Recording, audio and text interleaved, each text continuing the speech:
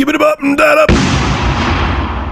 What's going on, ladies and gentlemen? This is Rich and Liana, and this is episode 6 of the Rich and Red podcast. And as always, if you want to support the show and keep it ad-free, we'll have a link in the description where for $1 a month, we have a Patreon.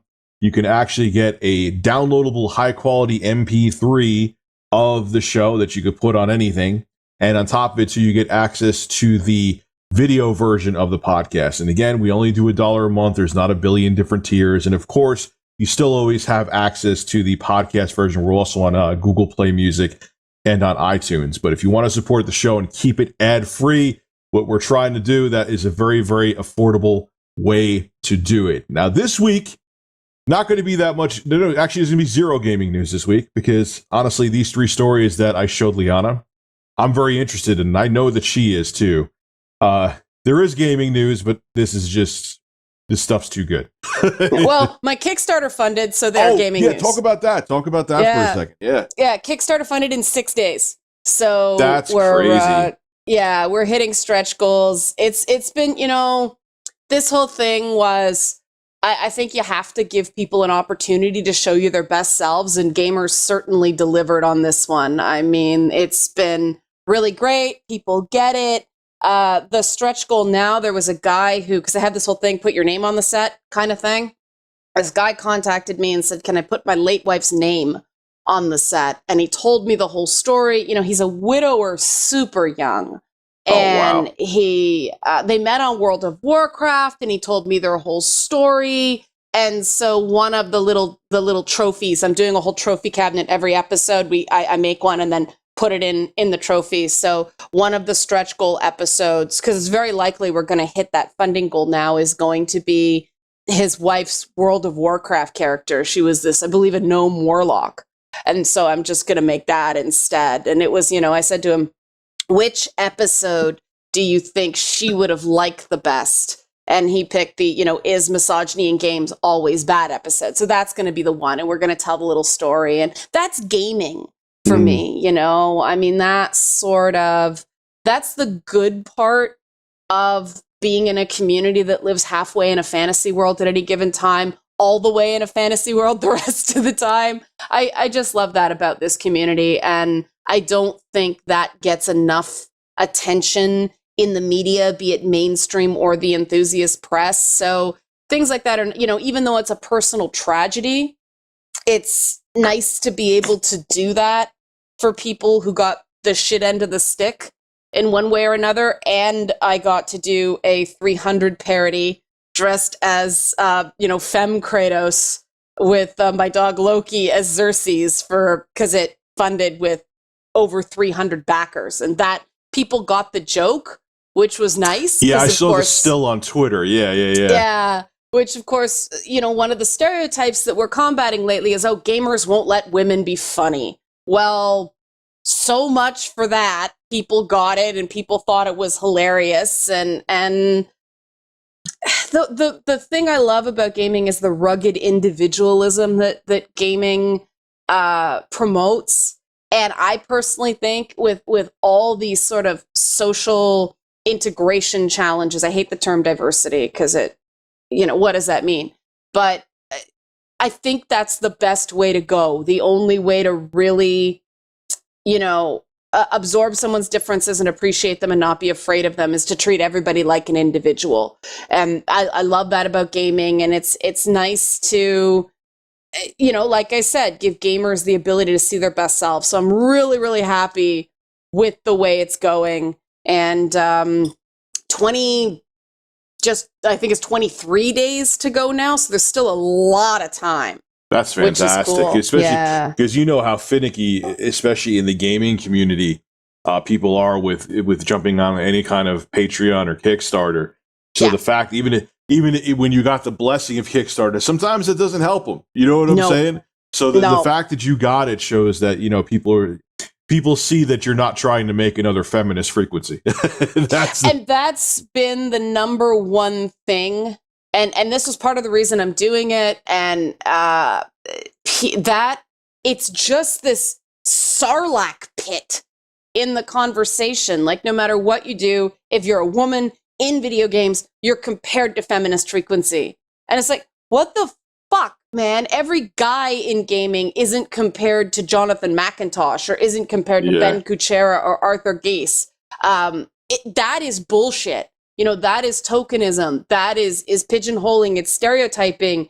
No two people, no two individuals, no matter how alike they are 100% the alike. same, exactly. Yeah. Well, that also shows how cancerous her message was too, and how poorly executed that whole show was. I think that also shows that as well. It also shows how ignorant people are, how they just kind of put everyone they lump everyone into a group, which I can't stand that either.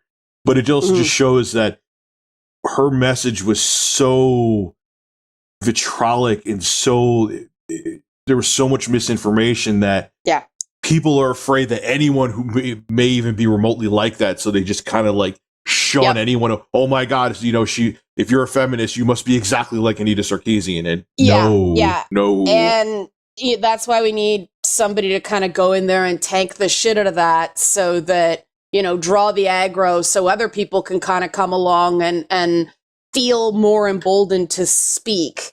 And I'm such a pain in the ass. I figure, hey, I have the qualifications for this job, so it's going to be cool. It's a really different mindset now that I actually know for sure I'm going to make this thing.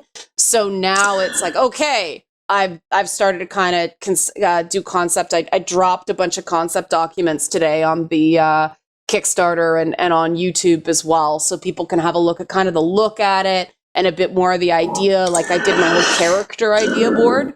So it's full steam ahead, and I'm just really glad to have my, you know, best assumptions about gamers and the gaming community proven, because we so rarely get a chance to show that side of ourselves. The narrative is so often set for us in advance, and it's negative. And, you know, my background coming from, you know, sort of the urban inner city, for lack of a better term, issues, it's the exact same thing there, that kids grow up hearing all the bad stuff and how it's hopeless and how they're, you know, inherent predators or gangsters or criminals and all that stuff. And there's very little stuff that's talking to them and not down to them. And that's the importance of hip hop in that community, is it speaking stories they understand in a way they can relate to. And of course, hip hop's horribly demonized by the same morality police that goes after gaming. And people get a little blinded by race in some of these things. I think the underlying conditions, if you take that out, if you take, you know, the whole redlining and systemic racism and things like that out of it, there's a lot of similarities between the two issues. And so I'm like, okay, well, I'll just use the facilitation, you know, techniques I was taught for dealing with the youth work I do, and, you know, the high stigma condition work I do and things like that. And we'll do the exact same thing to gaming. And geez, people are people. Who'da thunk it? Yeah, it's people. The human condition is something that's very fluid, and it's not, you know, can easily be summed up. And I think we all. It's amazing how many people forget that. Yeah, that people are people. Yes, it's really odd to me. To me too, that people lump each other into boxes, and I think that's probably going to be the theme of this podcast, based on what we're going to be talking about. Because but the same people that lump people into boxes and are quick to judge are the same ones that'll be like, don't be quick to judge me and don't lump me in a box. But they'll put you in a box, no problem though. In a single sentence, I've been getting, fuck this feminist ideology, all feminists are the same. Like, that is an ideology. No, they're not, because I'll tell you right now, I sure shit wouldn't be working with you if that was the case. No, and that's what's so funny. You're talking about a gigantic, like, that's like saying all farmers are the same. You know, they don't grow different crops. They don't grow soybeans and corn and wheat. No, they all grow the same crop. And this is the problem, that this sort of class-based collectivist form of everything not just feminism, but everything, racial diversity, LGBTQ approaches, things like that. It's this collectivist approach has been force-fed onto gamers, and that is complete anathema to the reason that people play games. People play games for an individualized, interactive experience. And so it's not the social movement that is causing the bad reaction. I think most gamers I talk to are like, no, we want more women in games, and we're deeply concerned that this narrative is driving women away. The thing that gamers are reacting, the thing that I reacted to, I mean, I'm somebody who almost quit writing about games at all back, and I think it was around November 2015. I was almost like, fuck this, me and my boobs are gonna go somewhere else. It is not worth it. This is crap. I mean, I can't do anything about my DNA, about the way my body, by God or the spaghetti god or whatever you want to believe, the spaghetti monster. This is the way they decided I was gonna be built. You know, this is my character set. This is my design. Screw you for saying it's inherently evil, you know? And it was the sort of thing of, well, either I was going to leave or I was going to get really, really loud about my opposition to that kind of thing. Because I tend to assume that if I'm feeling that way, there's a bunch of other people feeling that way too. Yeah. And something that alienates that way is never going to be effective. I mean, feminist frequency, I think they probably had the best of intentions, but they're very much in that academic Bay Area bubble. And there's a lot of homogenous thought in that area. There's very few conservatives. Like, I think it's Peter Thiel and 5 other guys that probably know Peter Thiel in that area that identify as conservative. But they all kind of speak the same language and think the same way. And it really, instead of starting a conversation, because they don't know how to have a conversation, it started a war. And a lot of people are really hurt. A lot of people are really gun shy. I totally get that. And that's why I sort of felt a responsibility to say something, because I do have a really thick skin. I have a unique skill set and a unique position in this industry that allows me to say some things that, you know, we were talking last week about, I can say things that normal gamers can't because of stereotypes. Mm-hmm. And that just bugs me, because one person may be more knowledgeable than somebody else on a subject, and that certainly matters. But no one should feel like they are barred from even asking questions on a subject because of identity politics. That just, you know? Yeah, it's very frustrating how one person of a certain gender or a certain race or a certain belief could get away with saying something, but if someone different race or gender says the same thing or questions something, you're judged differently. It's so funny. One of the things that I was accused of, which I had to make a video about, if you go on my Twitter, you could see that there, was that I was, man, I'm talking about this actually on our podcast, but hey, whatever, that I was racist because someone back in 2011 dug through years upon years of my Facebook posts. This is all they found, by the way. Mm-hmm.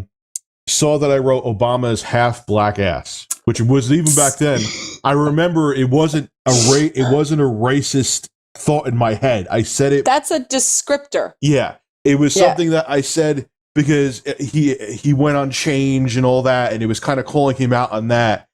And I remember thinking to myself after they found it and they copied it and they screen capped it and all that, which I didn't really give a shit. I'm thinking, I guarantee you this, okay? If I was black and said that, it would have never even been, it would just be totally thrown out the window. That's what I was going to say. And that drives me insane. Yeah. I have to be really careful because, you know, based on where I grew up, I have friends, long-term friends, very close friends of multiple races and ethnicities. And so when I'm around them and we're just shooting the shit in private, that is the barbershop talk, you know. Mm. It's the tension with biracial people is the greatest line one of the greatest lines in Dear White People that I just binge watched. And I was really careful about talking this for precisely this reason, this show, because I loved it. I think it's brilliant, but what does my white ass know? Yeah. You know, like, but the line is, oh, black, you're not Rashida Jones biracial. You're Tracy Ellis Ross biracial. People see you as black. And I mean, that's pretty much Barack Obama as well. I went to school with a guy who was biracial. They called him Ghost because until you really looked, he looked straight up white. And so it was always, hey, Ghost, you know, and it is. And Dear White People does dive in to the issue of why people of certain races can't say things that other races can, and it has to do with basically historical stuff. And it's not that it's wrong, it's just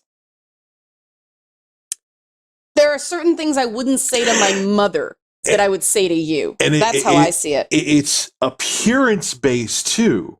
Yes. Because you can be black and look white, and you won't be able to get away with saying things because you don't have the appearance of being black. I have a friend who is that exactly it. And his father is black, like Wesley Snipes black, as we say. But genetic lottery, the dude looks white, and he does a lot of work with black causes, and it takes a while for people to, what's he doing here? And can you imagine what that's like? Especially when you are that ethnicity too. Like that's such a betrayal. That's ignorance from everyone else. Like, okay, you're saying that if you are black, you have to look like this. If you're Hispanic, you have to look like this. If you're Asian, you have to look like this. There's exceptions to genetics all the time. You know what I mean? You don't know, like, but you are being ignorant by saying, okay, you don't look a certain way, therefore you're not that race. Yeah, and I mean, I personally thought even the context of that screen cap that people are sending around, I mean, people do the same thing to you that they do to me. They try to catch you in stuff. Yes. Because you don't inhabit any extreme. You are, I hate the term politically moderate because it just sounds like, mayonnaise in a bowl of milk. But it's true, though. That's what I am.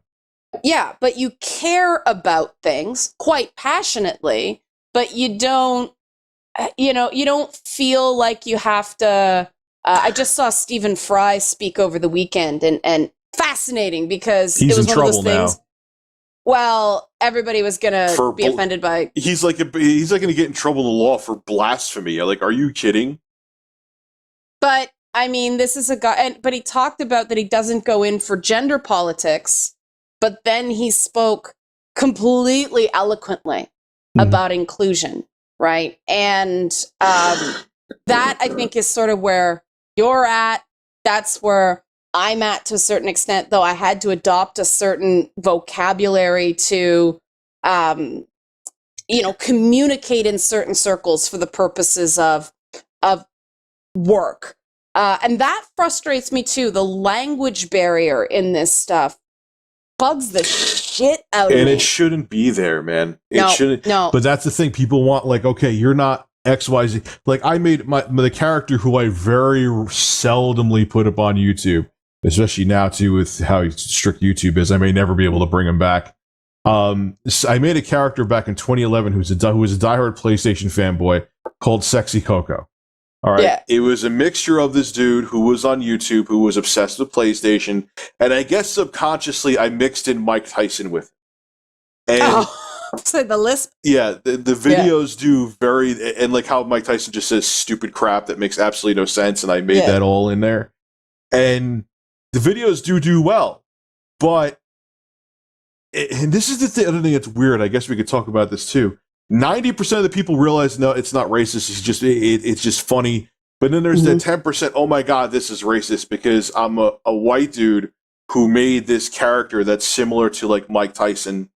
And because, so that means Rich must be racist. But the interesting thing is, if you look in the comment section, it's never, there's always people say, I'm black and I don't think this is racist. I don't understand why. It's white people that are the ones that are offended saying, oh my God, this is racist. That's the other part I don't understand either.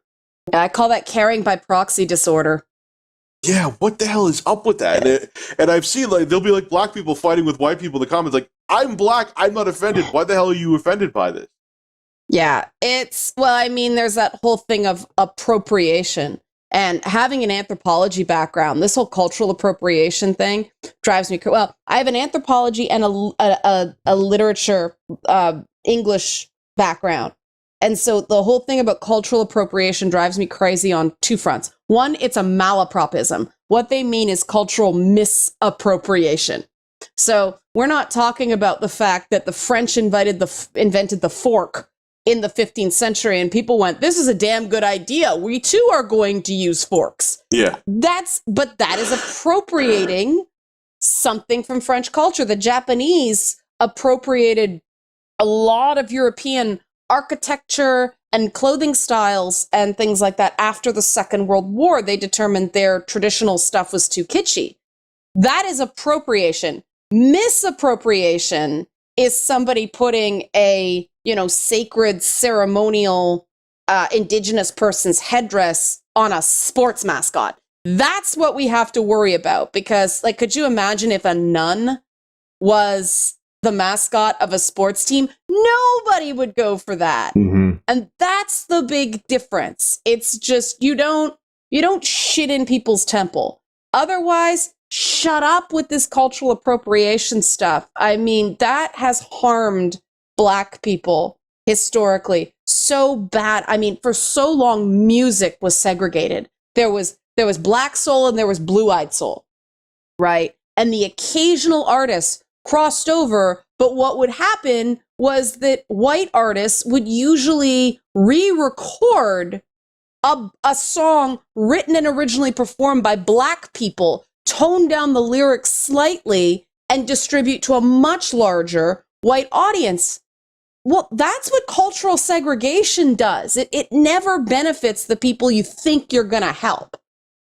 And, hence my concern about the way gaming's being handled. Because the thing I love about the gaming industry, it is one of the few industries that are truly international.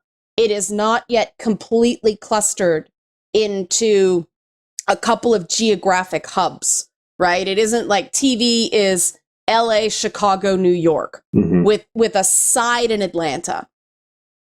Film is narrower than that. It's essentially Hollywood and New York. So you have to live in those two cities. Tech overall is clustered around the Bay Area, which I think is stupid. And these so-called visionaries haven't learned, like, holy shit, you found a tech company in Pennsylvania, open up your doors to coal miners, say you'll train them. Boom, you've solved that economic problem in that area, but they all want to cluster around the Bay Area because that's where they feel comfortable. Gaming hasn't done that. There's, clusters of game. Yes, the Bay Area is huge. Redmond is huge, all up the West Coast. But then we have, a thriving industry here in Toronto. We have stuff in Montreal. There's stuff in Florida's getting a hub around the EA studio that makes Madden. North Carolina, Poland is booming because it's cheap and they have good internet. Japan is a hub. There's Sweden, like the guys who made Horizon and Killzone, that studio, I think that's Dutch. Mm-hmm. Guerrilla. I believe it's Guerrilla Games, yeah. Yeah, so you don't have to be in a specific place to make a video game, and I want to keep that.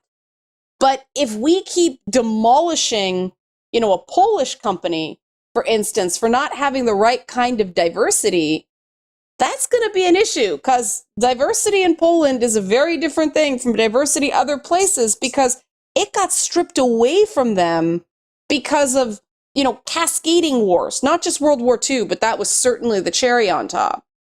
And these people come in and have all these opinions that they're mimicking from someone else, but they don't really understand the core of the viewpoint.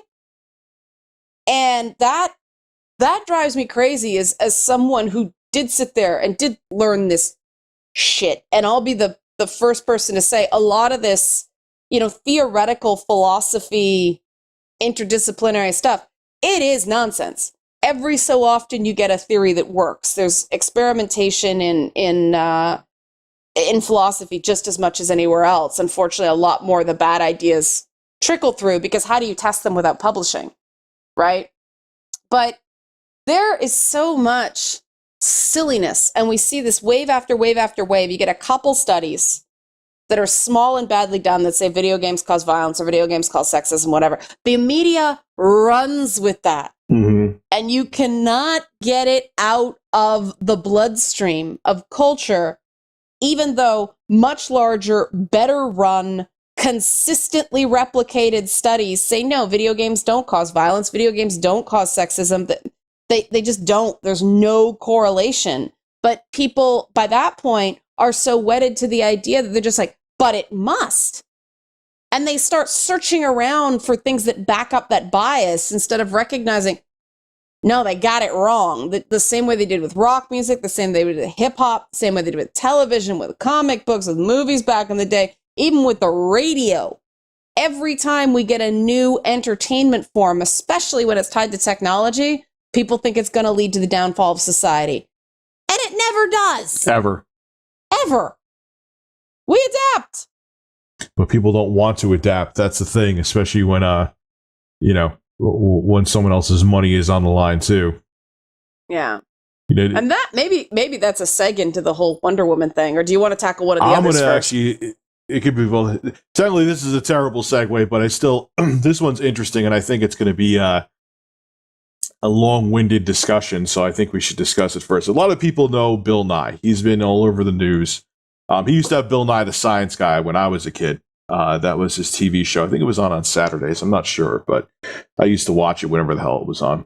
But Bill Nye he is a big advocate of climate change, which I'm on board with that too, okay? If you live where I live, in the past couple of years, winters have been springs. And I've never seen that before, okay? But beyond that, I'm not opening up that, well, basically by me making that statement, I'm sure I'm going to piss off a whole bunch of people, because there's people who are totally against climate change, but whatever. But that's been his thing. I've been on board with him with that. But one of the things that came out about Bill Nye, because of course people try to, just like I mentioned about me, people try to find you screwing up in the past. And the thing that they found out about Bill Nye, there was an episode where he was talking about chromosomes and how your chromosomes that you have make you a male or a female. Mm-hmm.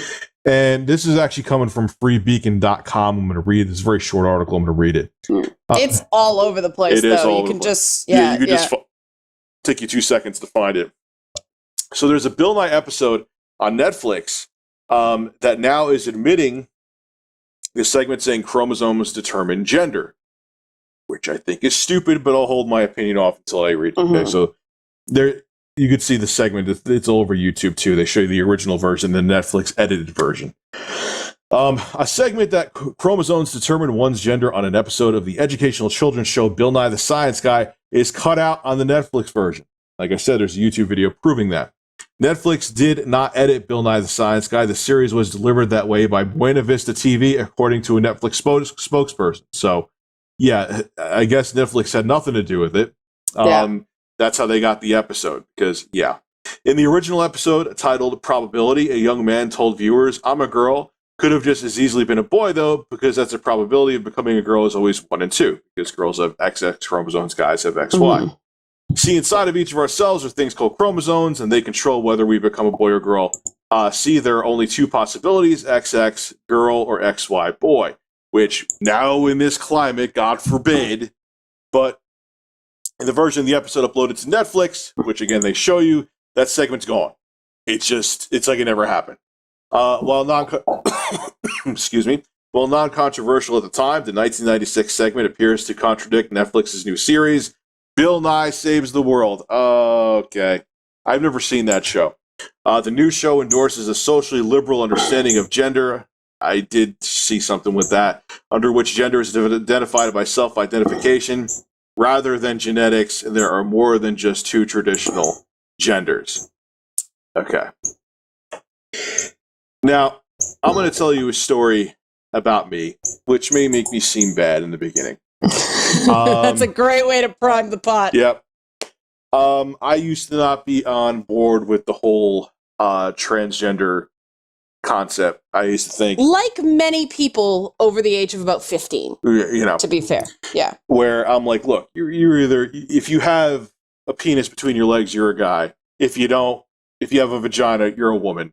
This whole thing of you having the male genitals and thinking you're a female is like, are you serious? But then I saw, it was interesting. There was a documentary on YouTube about this young transgender girl called Jazz. And they showed the whole thing about how there's gendered identity disorder. It actually is a thing. How you have female traits, and it just, you are basically born into the wrong body. And I'm like, okay, you know what? Maybe I am wrong. And I was like, I could see that, because she, like, how at like 4 or 3 years old would you think you're a female? You don't go, okay, I'm choosing that at 3 or 4. Okay. So I was like, you know what? I'm wrong. I can understand how someone could be transgender, and it's not really a choice. They just are. But the whole thing now, where people are offended that I see someone and think they're male or female, how dare you assume my identity, makes me want to jump off a fucking bridge. I'm not on board with that. I refuse to be on board with that. I think, like, there's this whole thing now where you can't say he or she to some people because they'll get offended, and you have to say "see." Look, here's the thing, and this is Bill Nye doing this. I'm pissed off at him too. You do have chromosomes, and the chromosomes determine whether you're going to have a penis or vagina between your legs. What's wrong with that? The thing that's interesting about that segment, it was actually scientifically reductive even for the time. That was made when I was actually I've had a very diverse education, and so I was in biology courses as well. And back then it was drilled into our heads that you do not talk about gender in a biology course. You talk about sex. Sex is a scientific term. Stop your damn giggling, And the distinction that was made at the time was that sex is actually the biology, the sets of chromosomes that you have. Gender is what society tells you those chromosomes should mean, and they are different things. Yes. Yeah. And that now the thing is that things like Klinefelter syndrome, triple X syndrome are intersex people. Intersex might not be on the chromosomal level, but there are conditions where people are not born with just an an XX or an XY. They can be XXY or XXX. You need at least one X. Everything else is open. And so it was scientifically incorrect when he said it. It was a sweeping generalization that was actually wrong. Now, I suspect that if you go back and see, if you went back and watched a program about dinosaurs from that period, it would be wrong as well. Our science about dinosaurs has advanced significantly. And that's the thing about science. It advances. And it makes older notions antiquated.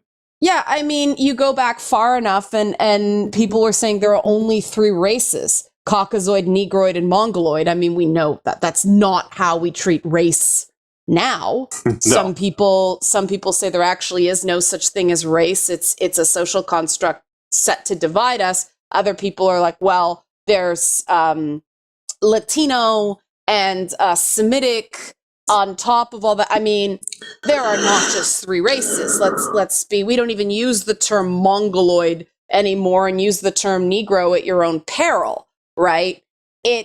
Science changes. And I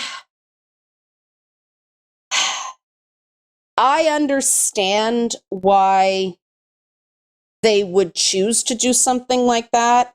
I personally made a very different choice with my own media career, because back in the day, I did a show with strippers in a hot tub and it was very risque. It was a late night show, male audience. You can't even do that show on television anymore, but the episodes are still available on the internet. It would have been easier for me in the short term to scrub all that when, I started talking about video games and women's roles and the smart stuff instead of the dumb stuff. Well, I decided not to make a distinction between the smart stuff and the dumb stuff. I think the dumb stuff I did back in the day was quite smart in its own way. Thank you very much. And I think a lot of this stuff we twist ourselves into pretzels over now is downright dumb. So I kept it up. And I personally think that it is more scientifically minded to leave your mistakes there for everyone to see and then discuss them. Discuss your own evolution and thinking. Discuss how you came to be, because other people are trying to make that journey too, and that could be very helpful for people. I don't think it's ever useful to just try to bury something because it's inconvenient, right? Like that's the mistake I think they made. I think it might have been well-meaning. And, there is the thing that people can find stuff from 5 years ago, 2 years ago, and try to use it against you. But I think people have got to become more comfortable with owning your mistakes. But there's things sorry, go ahead. On the flip side of that, you can't get offended. Here's the thing. Chromosomes do make your sex. Okay. They determine what genitals are between your legs. In the vast majority of people. Yes. Yeah. Okay.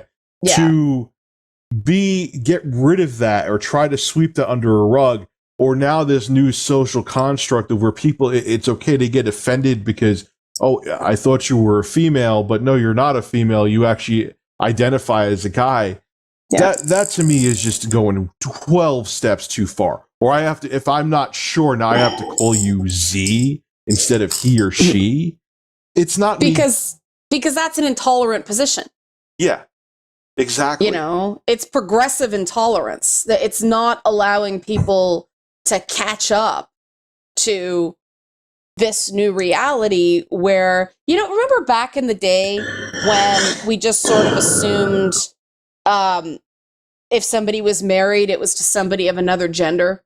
And over time, we sort of had to go, you meet a guy and they mention they're wearing a ring or something like that. It's, and what does your wife do? You see a wedding ring now, you're more likely to say, what does your spouse do?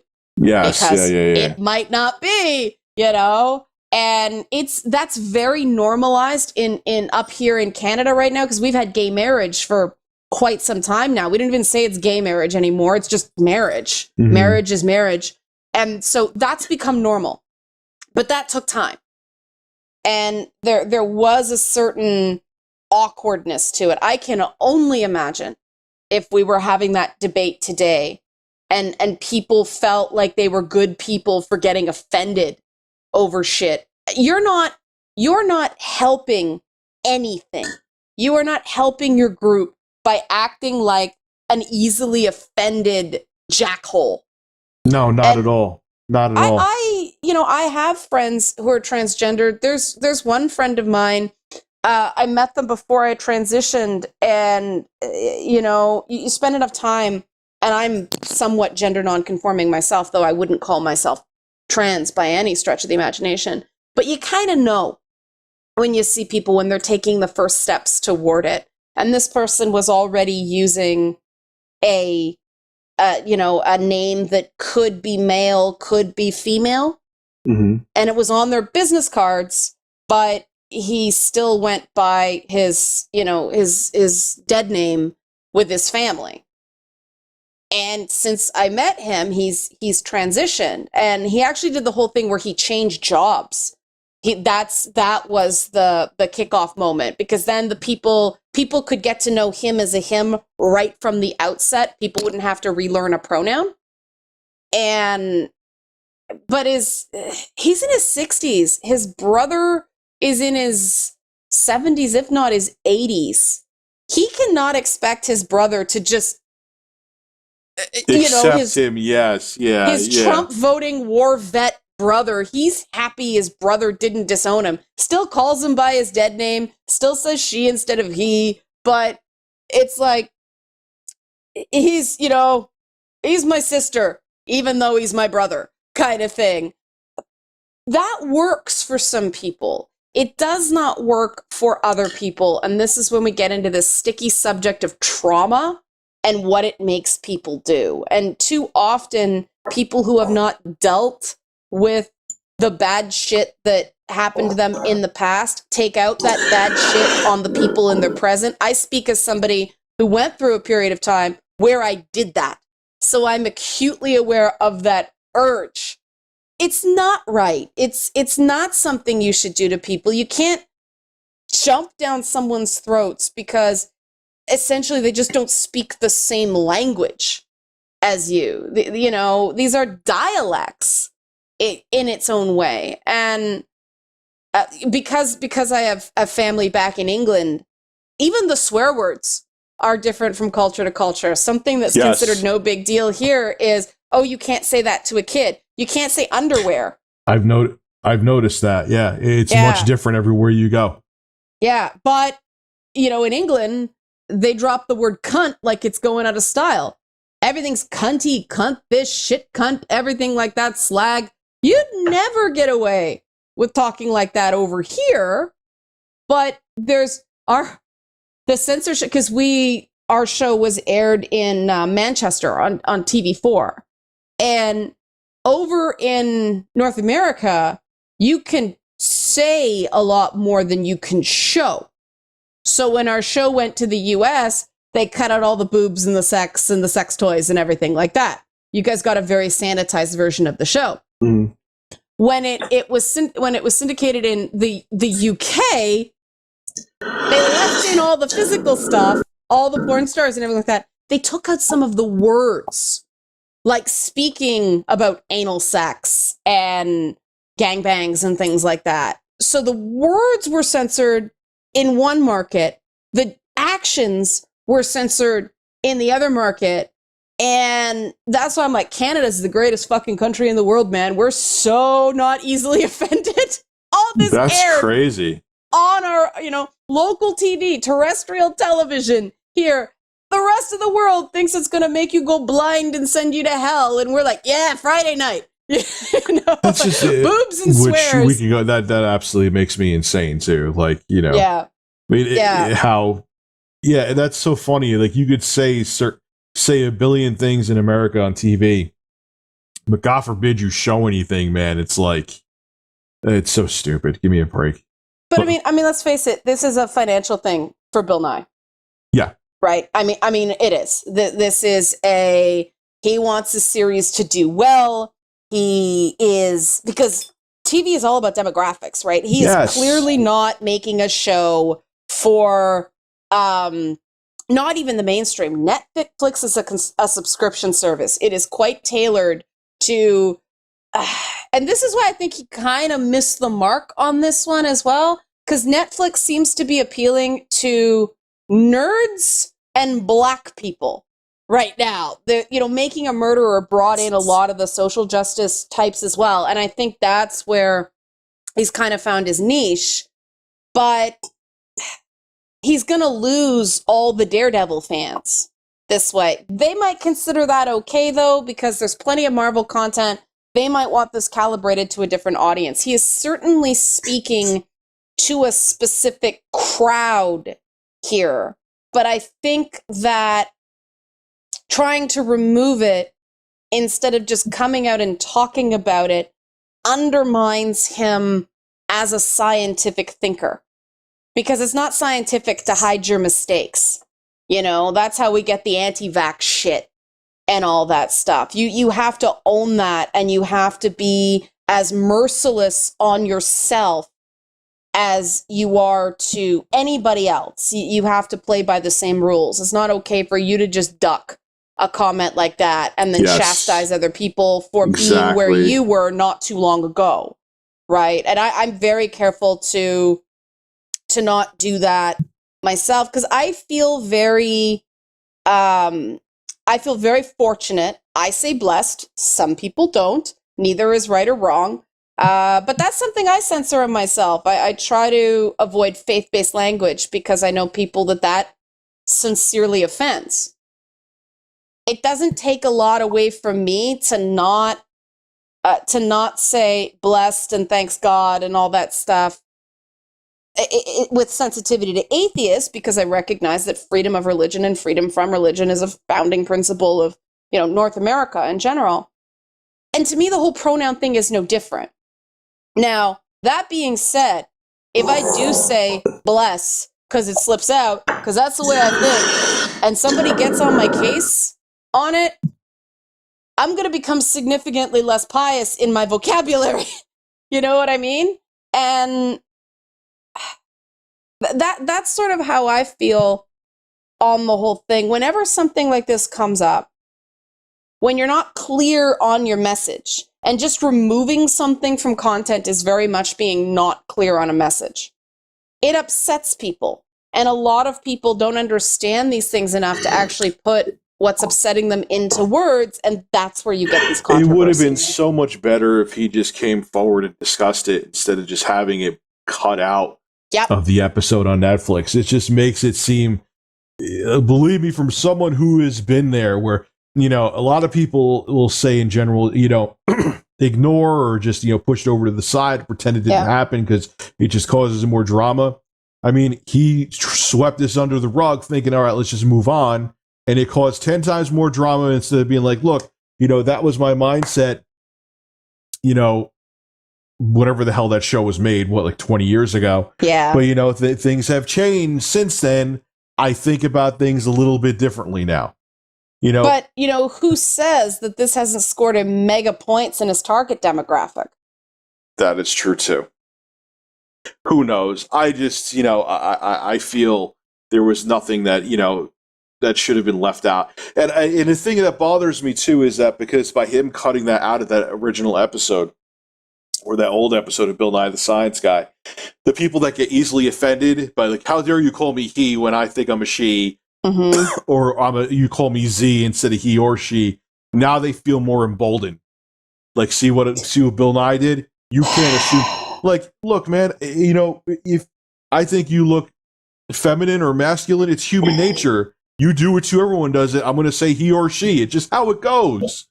Well, we have also not standardized our linguistics over this. We have not standardized our syntax over. I think it's eventually going to settle down to he, she, they, and potentially a couple others. But he, she, they is easy because then we have to start, how do you conjugate zir and z? Yeah, right? If it's conjugated like male and female, then why bother? You get into all these grammatical issues. I think it will eventually standardize. I think if in doubt, I say they, and then I get slapped by a grammar Nazi for it being incorrect, and now I'm like, hey, I can use it. It's CP, Canadian Press Standard. You can use they as a pronoun in newspaper writing now. But that was a major decision. They had to allow that because before this, it was grammatically incorrect. And that's another thing that people, you see it all over mainstream news when they're talking about Chelsea Manning and the leaks. CNN is terrible for saying the Army personnel now known as Chelsea Manning, which they should know is wrong. Okay, but maybe, they should just refer to her as Chelsea Manning, but at the same time, maybe because people know Chelsea Manning as Bradley Manning, maybe that's why they're doing that. I'm just trying to be devil's advocate and go in both directions. And this is where it gets hilarious, is the Trump administration, which no one would accuse of being, progressive or social justice-y or even especially with it.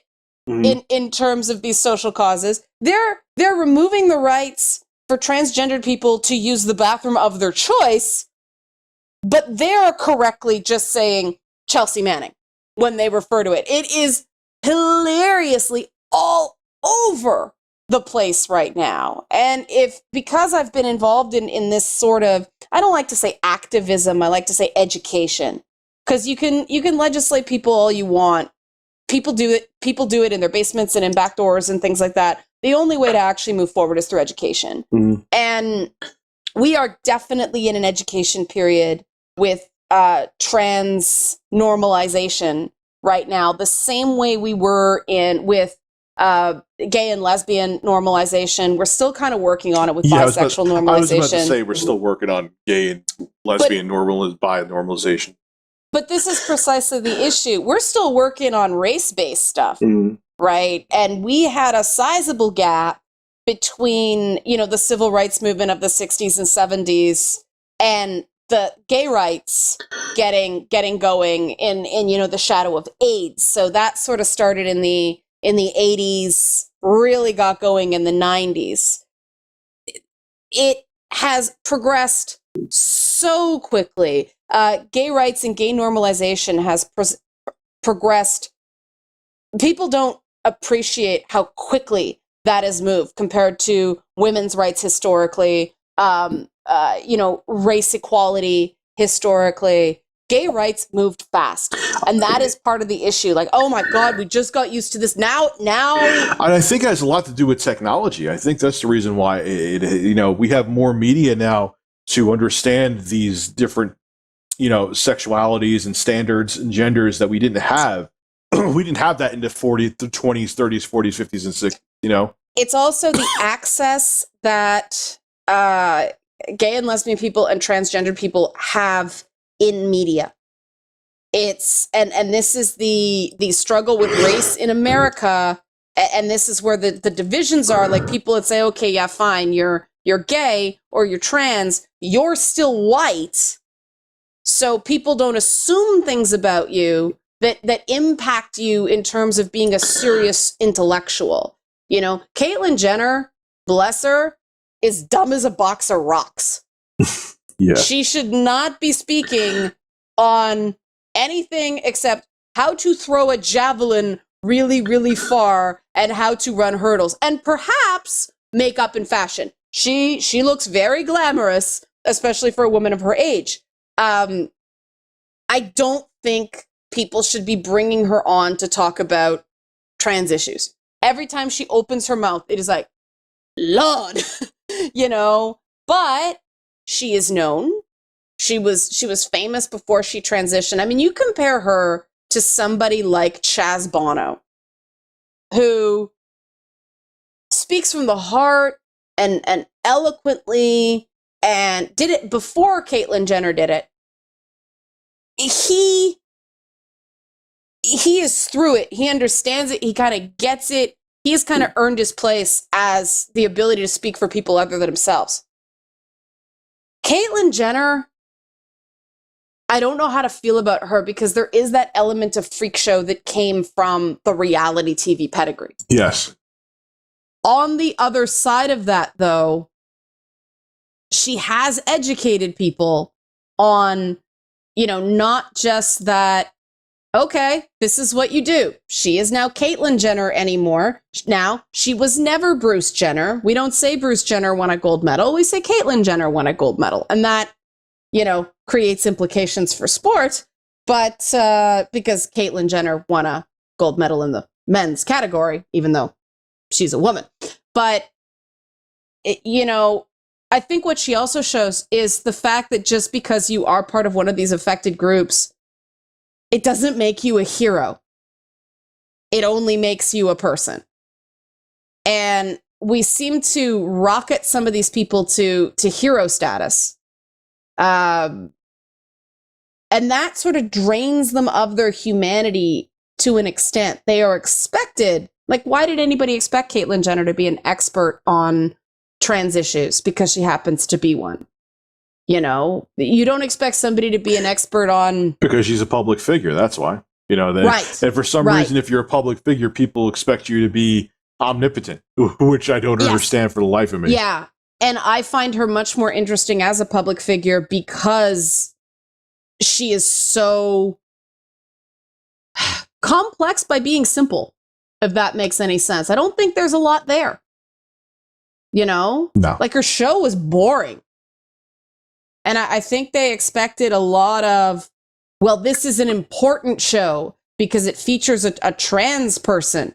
Not necessarily. Just because you're different, just because you're a minority, doesn't mean you're especially interesting. But she was Bruce Jenner, and Bruce Jenner was an Olympic champion who now has become a woman. People expected a lot more.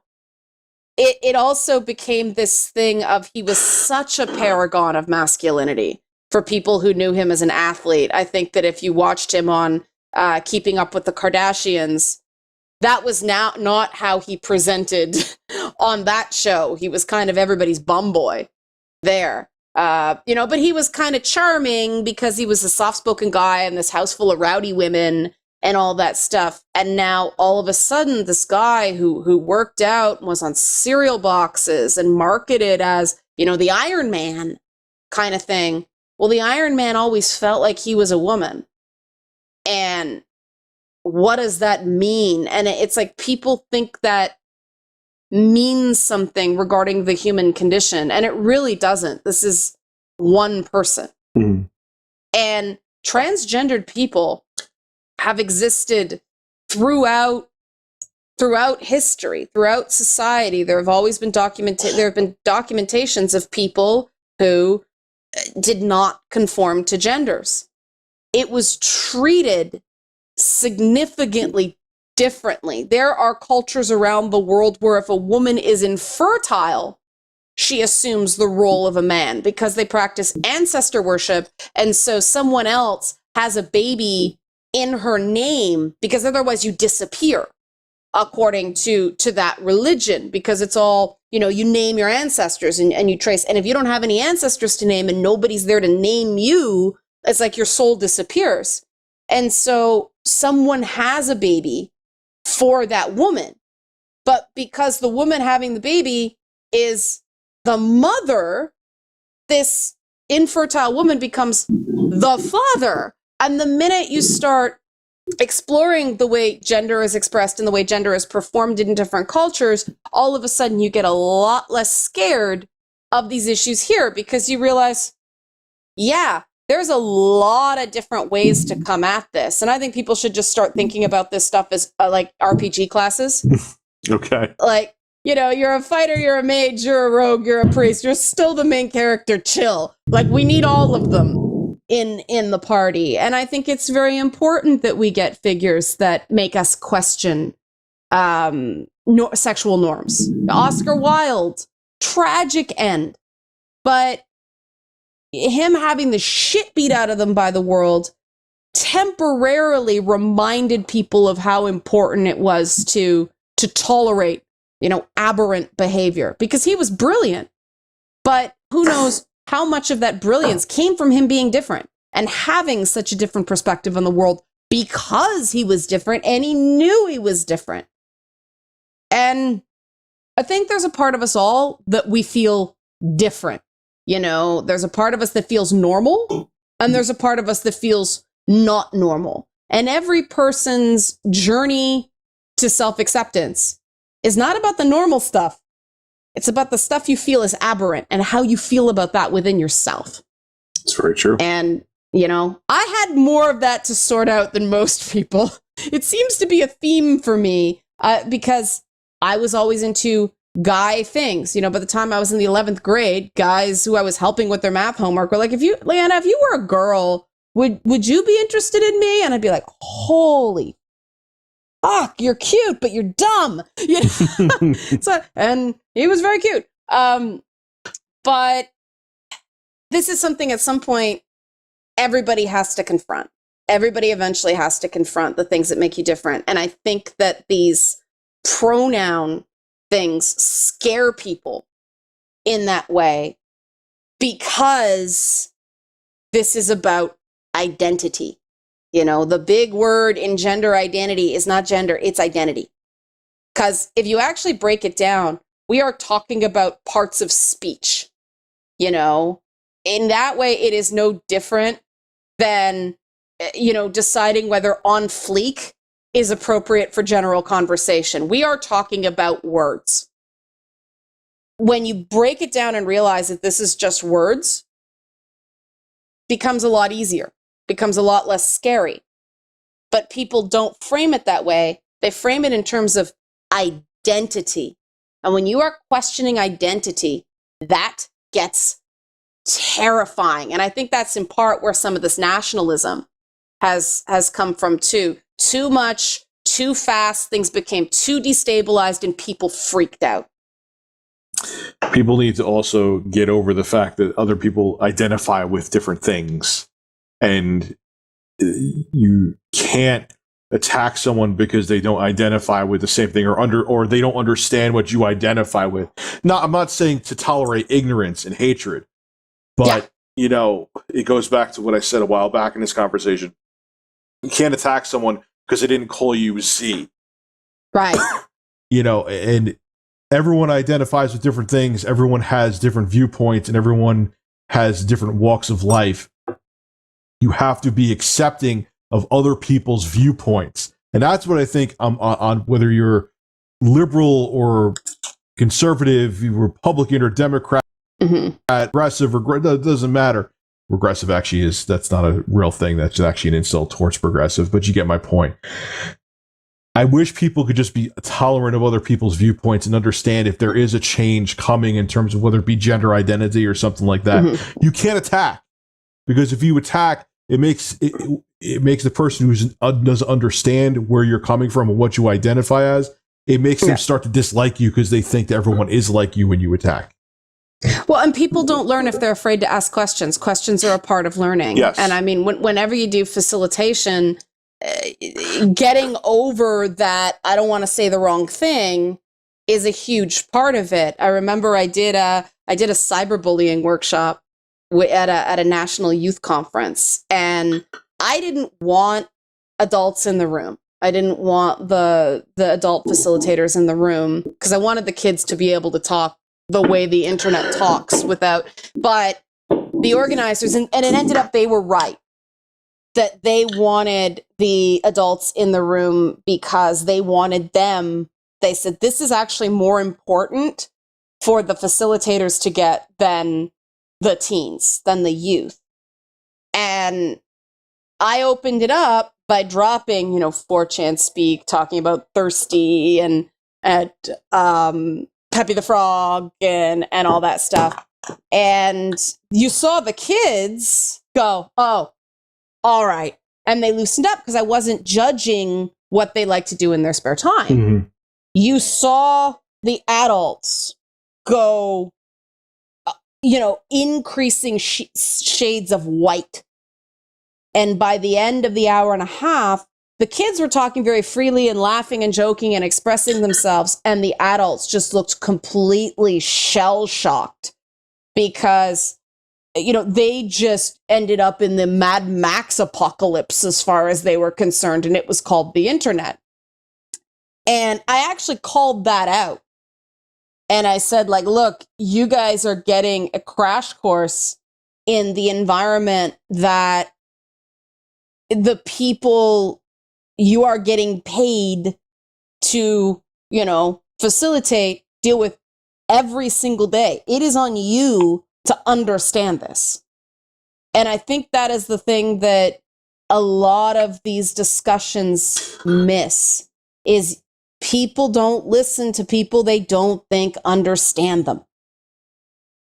And when somebody starts flipping out because you didn't call them Z, you seem to not understand them. People need a reason to put in effort because life is very short and people are tired.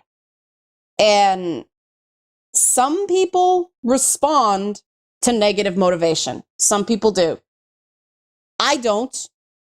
I think that people with healthy self-esteem don't. They're like, why should I bother with you? You're just, and I think there's a big difference, just to be clear, so people don't take what we're saying out of context. There's a difference between somebody making a mistake once before you've told them and them correcting them and go, okay, I'm sorry, fine. They may slip a few other times. That's part of it. That's learning. You make a mistake, you do it again, you fail the level, you get good. If they are still deliberately misgendering you 6 months later, then I think you have a case to be pissed off. Yeah, they're being malicious at that point. Right. They know better at that point. And that is the difference. But now when you get one of these cases where somebody's deliberately being a dick, or somebody who, and that's an ironic choice of words in this conversation because that's technically a misandrist insult. But you get these people who, before they even encounter it, before they even have to deal with a real person in front of them, they draw their line in the sand and say, no, it's two genders. I'll call you he or I'll call you she. That's it. Like, why are you picking that fight before you even have to do it? That's just virtue signaling by another name. And that bugs me too, because that means that people who would otherwise just engage with you as a person avoid you because you're going out of your way to call attention to yourself. Yeah, you're calling it to, and you may not think you're ignorant. The guys that do that, they think they have the moral high ground, that they are standing up for intellectualism, even the language, they're not linguists and they're not anthropologists, but they think they're in the right. And, right and loud means when you turn out you're not right, you were wrong and loud. So be really careful what you're loud about. But people get paid attention to when they're loud, though. That's how Tommy Lauren has a career. There's definitely and she got bit too because she decided to think for herself. Yeah. Holy crap! That actually surprised me, and I shouldn't have been surprised, but that surprised me. She's just going into her. Maybe this will be. Let's talk about. I really want to talk about this Wonder Woman thing. Next story. Yeah. Speaking of, actually, there's nothing to speak of. There's no segue into this one. This one is about masturbating at work. Forgot about this. Okay, yeah. Psychologists say you should masturbate at work. It's a short article. I'm going to read it to you. May is National Masturbation Month. Don't worry if you forget to get someone a card. 1 month. 1 month. I think there are 11 other national masturbation. I was about to say every month for me is National Masturbation Month, but whatever. When's Fap and Nap Month? Because that's just that's a catchy name. Fap and Nap Month. That is the Fap and Nap. Yes, that's. Oh man, we'll go into that in a second too. But before you celebrate in the privacy of your own home, have you ever considered perhaps indulging in planet Earth's favorite pastime at work?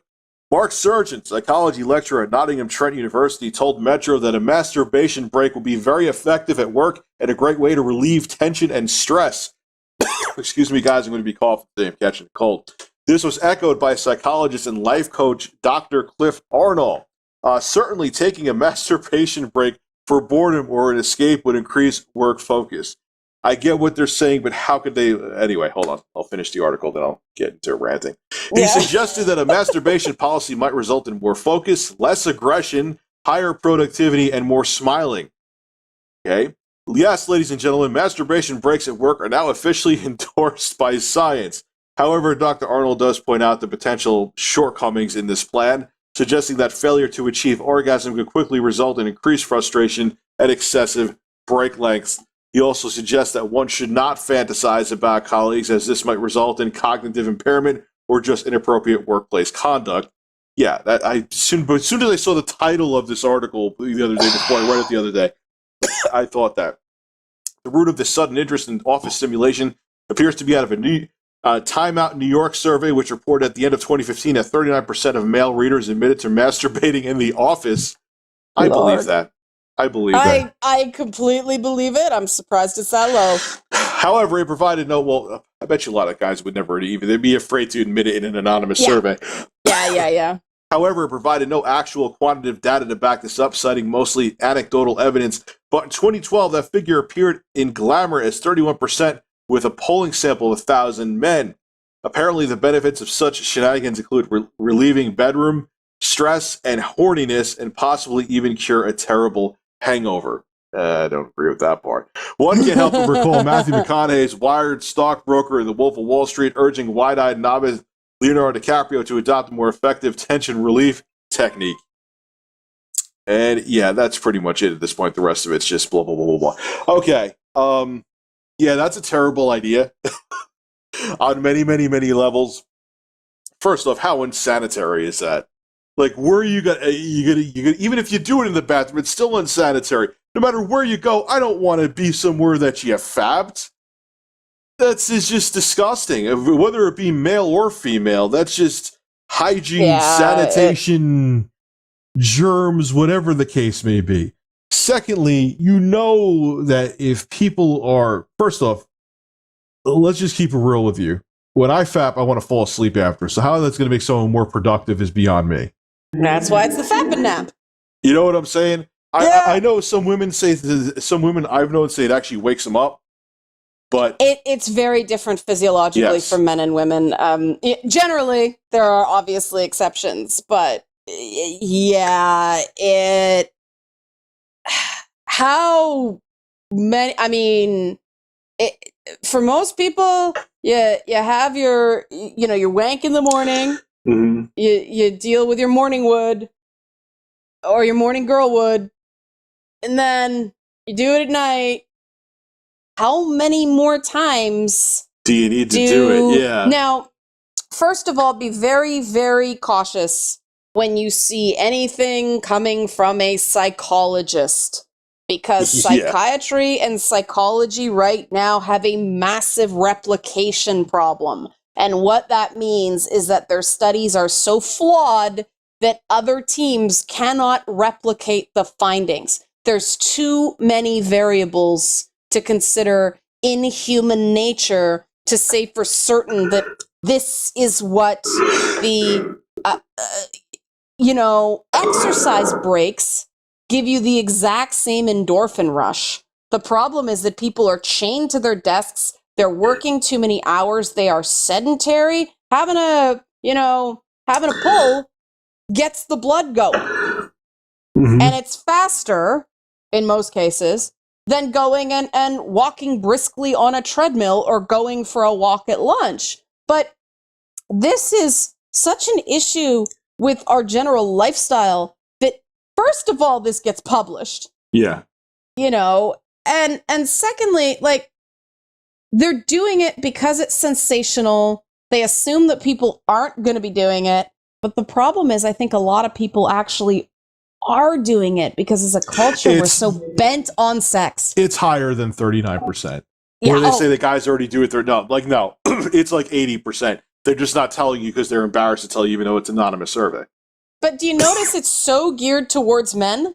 Yes. Because of this, persistent sexual myth that men have significantly higher sex drives than women do. Physiologically, it's not true. Women can have multiple orgasms. Women take less time to recover. Mm-hmm. It is not true. We have just been less encouraged to talk about it because of that whole slut brand, right? And this, the very fact that the whole thing was geared at men, now that could be the articles, not the survey itself, but I didn't see any control for gender there. Yeah.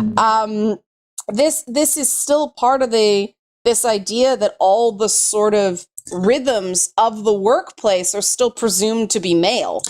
Well, let's even take out the fact that this article is towards men. Let's just make it gender neutral here, and how it would be a bad idea anyway. First off, like I said, from a sanitary standpoint. And secondly, I guess this goes into being more about being sanitary. Where would you have a dedicated FAP room? Like, what would, how embarrassing room? With okay, here's the room where everyone goes to masturbate. So if you go into that room, that's what you're going there to do. And secondly, even if you have the balls, no pun intended, to go into that room to do it, then that other people in there have been doing it, and Lord knows what's around in that room and what's sticky on the floor. Well, and do people is it grounds for a workplace discrimination suit if you happen to come loudly? Does this discriminate in favor of people who can orgasm silently? I mean, that would be so funny. Oh God, you hear a dude screaming from the room. Yeah, I'm a screamer, man. Don't discriminate. Everybody else is like, damn. All of a sudden, you hear someone sound like the Incredible Hulk from the room, and the guy walks out sweaty with his tie undone. Then he didn't. It's instinctual to. This is not a man or a woman thing. Look, because I would look at if a guy went and fapped in a room or a girl went and fapped in a room, I would look at them both the same way. Especially if they did it a lot, 3 times a day, it would be boundaries, man. Yeah, it's just I don't want to. Really, you came out of that room came in and out of the room 3 times. What's? This is a sort of a general thing. I think people feel kind of pressured to claim they're always on. And the reality is that's just not so. When you're working a lot and you're really tired, some people, they need the boost because it's an endorphin rush. But other people, it's like, that's the last thing I want to do right now. I'm too damn tired. I'm not going to enjoy it. It's just going through the motions. Yes, you know? that's happened to me too as a dude. That's happened to me too. Yeah, I mean, that I think, and this is actually what drives me crazy. There's a Batman comic. And this is when I finally went, I'm done. I'm done with Batman. It's just too stupid. There was this thing, and Batman and Catwoman were in a sewer chasing Killer Croc. What? And they have this like sexual tension thing going on. And the next thing they're freaking doing it in the sewer. Yes, that would be the first thing I'd want to do.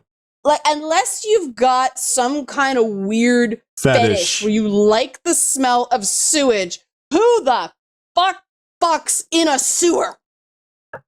But and fanboys argued with me about this. Like, no, they're so charged, and there's adrenaline going, and it's like, it's a fucking sewer, man. You could get a boner in a sewer with the smell of shit like that. You got other issues. And Batman is so sleep deprived most of the time and facing some sort of nagging injury. The reality isn't a real guy. He probably would have a hard time getting it up.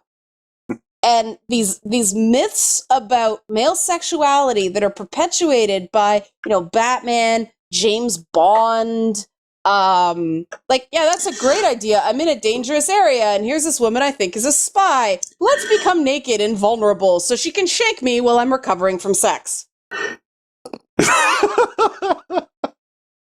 Yeah. Let me cue song. For the people that are like in 18, 19, 20 watching this right now, I could tell you this. Look, I like sex as much as the next guy, but I will say, if I'm working till like 2 a.m, the last thing I'm thinking when I go crash in bed is getting some. Okay? Everyone has to stop thinking that guys are always like ready to hump a wall like that. Because it's not true. No, it's not. And I think that actually stifles both sexes in the workplace because of that perception, because you don't want that to be constantly front of mind. And my attitude, I mean, especially with what I do for a living, it usually involves excessive amounts of cleavage. Rich, you found that out the hard way, not prepared. I was like, holy shit. When I saw that lady bit thing, yes, I'm taking colies now, guys. So I'm going to sound like I have. There's another one up, too, now, where I did a 300 parody, and people are like, Kratos with boobs, I feel funny, it kind of works. And, because... Kratos has man-tech boobs anyway. Well, there you go. But, there were chicks naked everywhere. Because I used to do interviews on porn sets, and you aren't constantly distracted. It does become normal, just the day-to-day thing. And the thing about porn sets is they're the nicest places in the world, because if people are being bitchy to each other, the guys can't perform. And so everybody is very complimentary and very polite and fun. And that's when they had those, sexual harassment issues surrounding some guys in porn. They took it very seriously because that is bad for business. If people start tensing up and starting feeling, you can't. I mean, they're shooting these things. A lot of porn is shot in houses that are staged for sale. It's abandoned because they're selling it furnished. And so they kick the realtor money under the table to come in and shoot in these beautiful LA homes. And, we were joking on this one thing, because it's like, well, could you imagine? You just move into this place, you turn on something, you turn on the porn, you're ready to get all down, and that's our couch. Could you imagine? Look what's being done to that couch, too. Yeah, they are the funnest damn sets to be on. And you go on, the respectable film sets, and everybody's like sniping at each other, and I don't have enough scenes, and they're late again, and like, it's totally different. And it's like, why can't Hollywood be more like porn? They're just so much nicer. Because you don't have to achieve an erection mostly in Hollywood. Right. Right. And that's how I kind of realized how much psychology is involved in male sexual performance. It is like a majority of it, I think, is in the mind. Yeah, you have to be mentally in the mood. Like your day has to be good. Like if you have a stressor, man, the last thing you're thinking about is, getting a boner and going at it. Yeah. Yeah. It's. The other thing too that would happen if they actually had like a FAP room in a workplace, and Right. this would hahappen. Man, thank God I took that cold ease because I don't feel like I have to cough for 10 seconds. Mhm. That people would be getting it on with each other in the rooms, and that would cause drama in the workplace too. Because if you have people horned up, knowing that they could get off at a room, that men and women, because it would be a unisex room, because they would have to do that. And that people would be screwing each other in the rooms. And then you would have people cheating on each other at work more than they probably already are now. Every workplace would be the copy room on Suits. Yeah. It's just a horrible, it's unsanitary. It wouldn't make it wouldn't make people focus more. If anything, it would put them to sleep and they would only be thinking about just jerking off. Because that's the thing. It's mental, like you said. If you have the opportunity now to do it and you can get away with it without getting in trouble, you know what I mean? Yeah. Well, also, people are wondering, did he just fap in that stall? Like, should I worry? Yeah, I don't want to go near. Is there herpes on that toilet seat? Especially if they don't. If they don't have a dedicated room and they're just going to do it in the bathroom. I don't want to. Like, did he bust a nut on the toilet seat? The funny thing is, how they usually repurpose rooms? Yeah. For these sorts, like they turned a paper closet into a wellness room. So what is going to be repurposed for the FAP room? I mean, they just call it the wellness room. You're getting well. They'll call that the wellness room. It's just so. And what are they? And like the thing about this, like, are they going to have porn in there? Or are they just going to have like a table with a bunch of the cheesy ass chairs? Like what?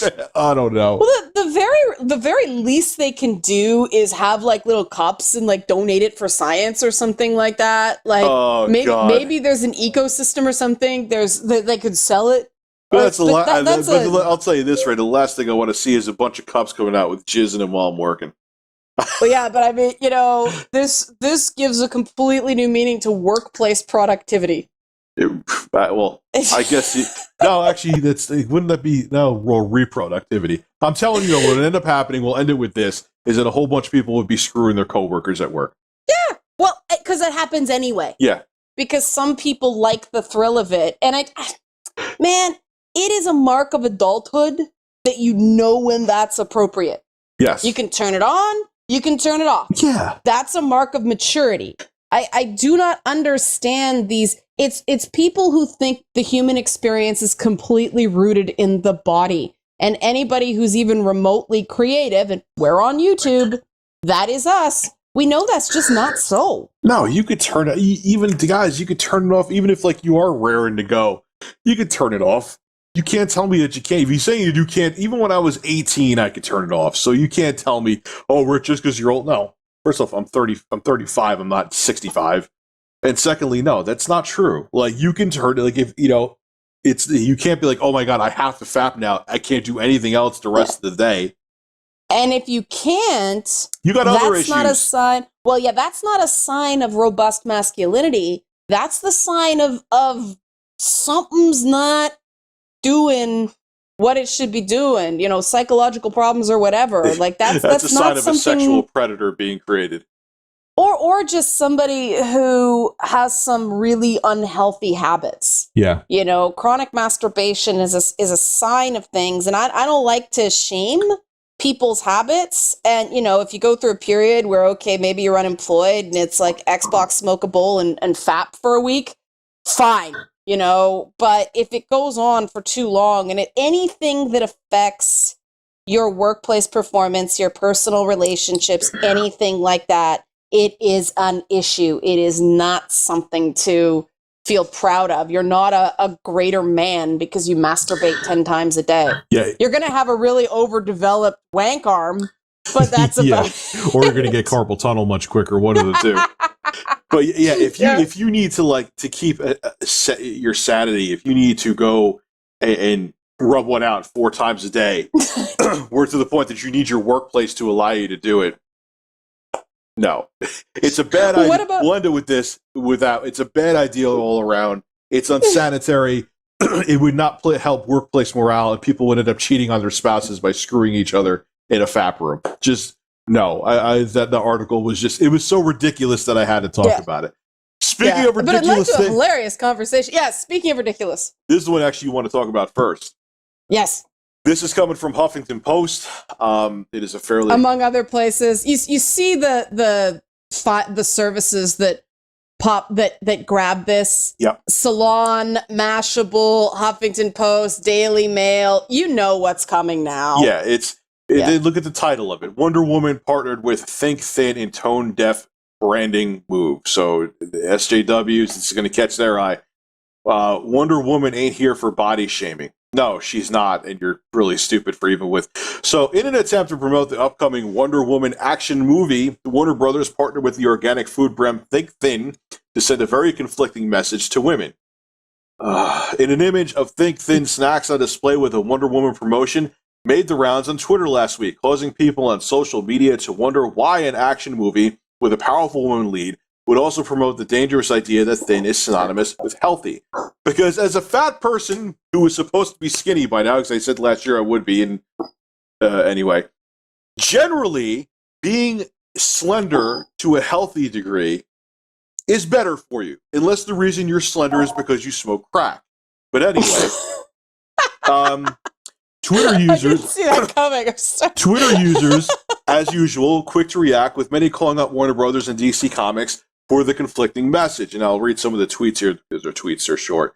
When you see the new Wonder Woman movie partnering with some brand called Think Thin, waiting for the internet reaction, and then hashtag Wonder Woman on goddamn Think Thin bar is just what women and girls need, won't be supporting that bullshit. Oh, and it goes, wow, I'm disgusted. There's another Twitter user. If it was Think Healthy, okay, maybe we Think Thin. Fuck that. Wonder Woman ain't here for body shaming. It's just that's the company who makes the fucking bars. They aren't. And there's another one here. They sell the license to a company. That is all. And then this enraged me. Male characters marketed to hell and back. Wonder Woman on a diet bar called Think Thin. Unacceptable. Okay.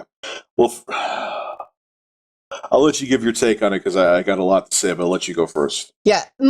First of all, from a completely corporate standpoint, yeah, I know people who get the license. They do select, but those licenses help pay for the movie. And, some company thought this would be a good fit for their brand. And there are reasons for that. I think it's ironic that when she was originally cast, a lot of people, myself included, said she's too thin for the role. I still agree with that. Gal Gadot had to be as good as she was to convince me, but that's why I kind of think, okay, she's still not what Wonder Woman looks like in my head, but she's so good in the role, fine. I am not going to body shame her for being too thin for my standards of Wonder Woman, right? But then we have to factor in the fact that superheroes have been marketing candy, something that actually makes you fat, and that the actors who play these characters cannot eat what they're marketing. They have to achieve these ridiculous 3% body fat, ripped, Wolverine, Thor physiques. That is actually a greater disconnect. If you actually think about it, then Wonder Woman and a protein bar. It's not real. They call it Think Thin, but it's a protein bar. Yeah, it's not called Think Anorexic. Yeah, you're also talking about a franchise, about a character made of clay to have the beauty of Aphrodite. Wonder Woman is, as a character, annoyingly perfect. So, yeah, she ain't gonna be eating Think Thin bars. I mean, every time on Supergirl, the show, I don't know if you watch it, but when they mention pot stickers, part of me just goes, oh, you bitch. She's eating pizza, and she's having pot stickers, and she's eating all these carbs, and she's still skinny as a rail because she's Kryptonian. And that makes these characters difficult to actually treat as role models instead of fantasy, because they don't have human physiologies. They don't react to things like this the way a regular woman would. But in Wonder Woman, and we haven't seen this yet because people aren't aware of her supporting cast, but there's a character named Etta Candy who is she's usually traditionally depicted as plus size. Sometimes they make her skinny and people freak out.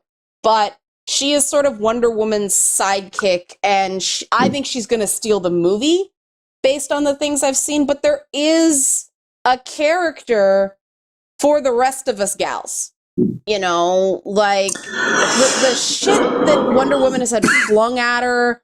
I'm sitting back and going. But what bothers me is, when did promoting being healthy, and I'm a fat dude, okay, and I'm saying this, when did promoting being healthy become wrong? Well, what does healthy mean, right?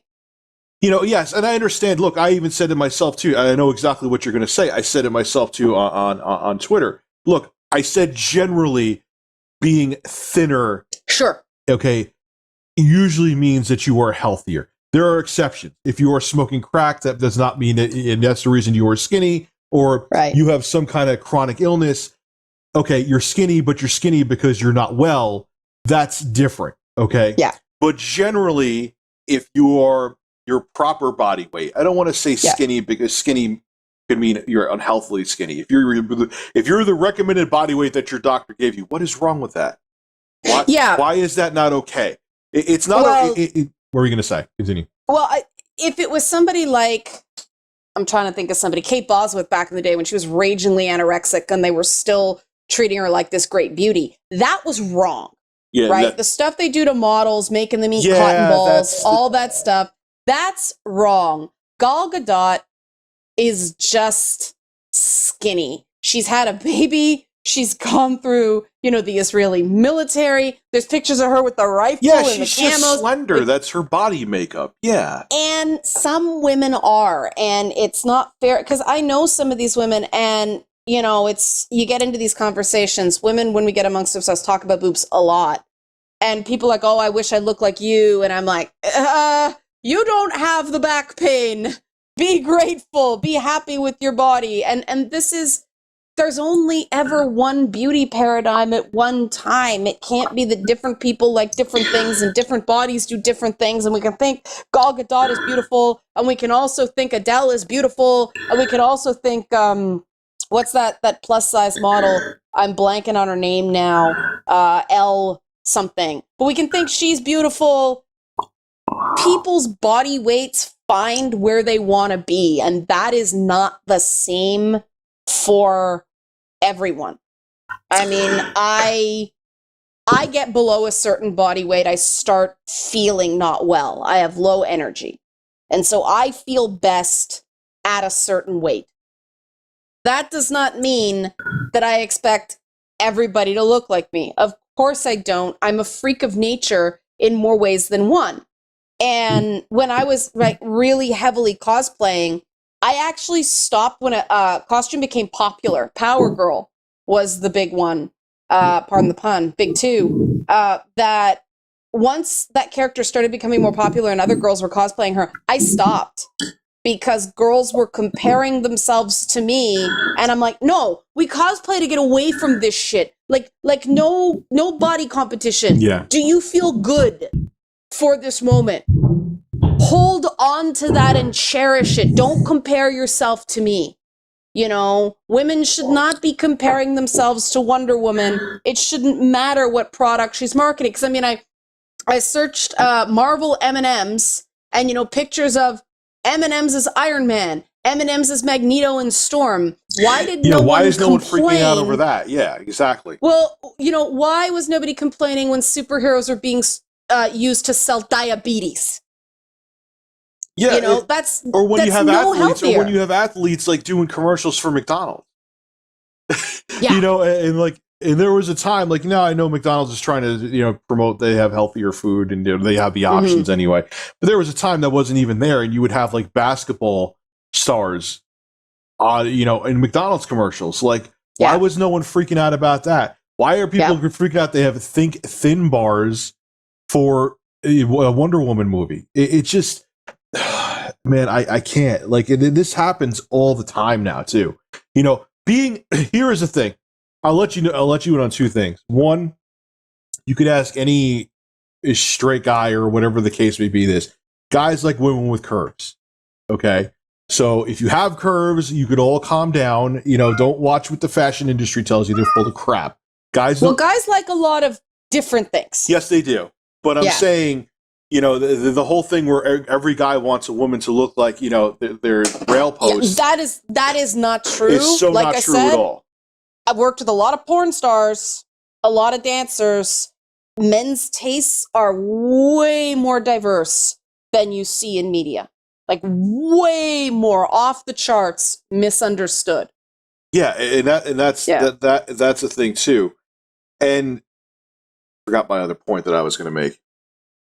Oh, you said men like women with curves. And there was another point that I was totally going to make, but I lost it. Don't. You're thinking about women. Blood's rushing from the head. You need a FAP room at work. I need to go into a FAP room. But it just... There's this other thing going on, too, where here it is. We're being overly overweight.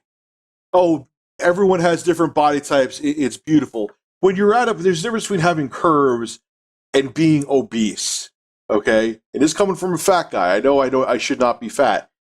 That's not okay. It's not okay to shit on someone for being overweight, because everyone has their vices. There could be a guy walking around with washboard abs right now with great pecs, but drinks like a fish and may shoot up between his toes. You know, it doesn't mean just because he looks, even though it's more socially accepted to look like him, just because he looks to be in better physical condition doesn't actually mean he is. But no, and I said this last year, okay? And I know I said I would lose the weight by now, but life happens. Being fat generally is not okay. All right? Yeah, I agree with that. We shouldn't ridicule and mock people for it, because, you know, everyone has their vices and their struggles and their issues. Just unfortunately, when your vice and your struggle is food, you see it. But, you know, you can't... I don't think that being overweight should be normalized, because it's not something that should be normalized. It's something that's going to impede your health. It's something that's going to hurt you.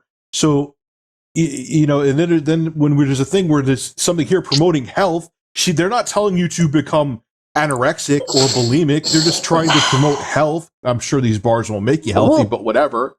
The actual wording on this article is quite specific. It's causing people on social media to wonder why an action movie with a powerful woman would also promote the dangerous idea that thin is synonymous with healthy. Where did they get that? No one got that. From a picture on a display advertising a movie coupon. And being your proper body weight, I'll term it the way it is, actually healthier generally. Being thin, and I use the term thin, not the way that they're trying to push it out there. Being thin, meaning you are an adequate body weight, actually is healthy generally for you, except for the cases that I mentioned. I'm not going to use the same joke again. So what is wrong? What they're looking for something to be offended by when there's nothing here to be offended by at all. These protein bars too, they're actually protein bars that aren't candy bars by another name. I really give them that. They have 0 grams of sugar in them. I don't know what they've substituted the sugar for. Yeah, hopefully it's not like saccharin or something. I actually pulled up, because this is my whole idea this is my whole issue with the weight loss stuff. When you go into a fad like this, you can destroy your metabolism. Yes, you can. I mean, I'm saying this, I don't talk about this often, but I'm saying this as a recovering anorexic. When I was a teenager, I actually passed out in a basketball practice, and they identified me as underweight. So I can speak from experience that being thin does not necessarily mean healthy. And the thing that amazed me is that was the time where I was getting a lot of attention for looking great. I was a competitive dancer at this point. We have a very skewed idea of what healthy looks like, because at that point it was the Kate Moss, Calvin Klein heroin chic. Thank goodness we moved away from that to a certain point. But a lot of those, when I started eating properly, I put on a ton of weight because my metabolism was cacked. Yeah, because your body's not used to having a normal amount of food. Yeah. Right. And so you put on a lot of weight.